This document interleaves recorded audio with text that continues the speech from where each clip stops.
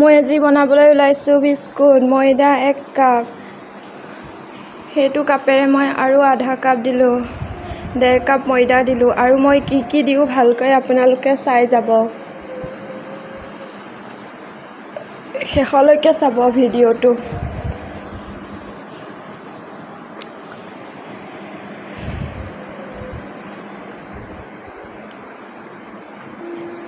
ডেৰ কাপ আটাত মই এতিয়া দিম আধা কাপ ৰিফাইন অইল।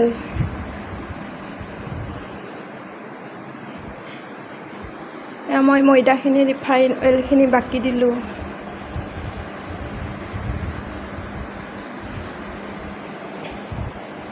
চেনিখিনি মই মিক্সাৰত গুড়া কৰি লৈছোঁ।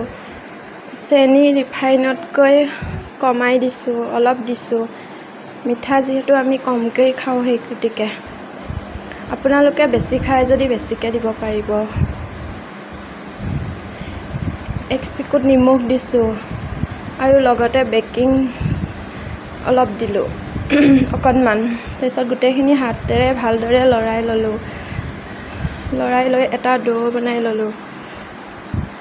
ডোটোৰ পৰা মই এটা এটাকৈ বল উলিয়াই ল'লোঁ। লৈ ঘিলা পিঠাটোৰ দৰে আকৃতি কৰি দুইখন হাতেৰে ঘূৰাই দিলোঁ।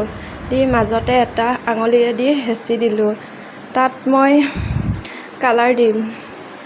মোৰ ওচৰত ৰেড কালাৰ আছিলে, তাকেই দিলোঁ।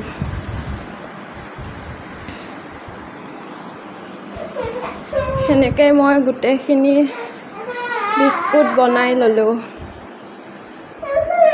তাৰপিছত এয়া কালাৰ দিয়াৰ পিছত চাওক, গেছটো জ্বলাই লৈ কেৰাহী এটা বহাই ল'লোঁ। তাৰ মাজত এডাল ষ্টেণ্ড দিলোঁ। দি লৈ তাতে বিস্কুটৰ প্লেটখন দি দিলোঁ।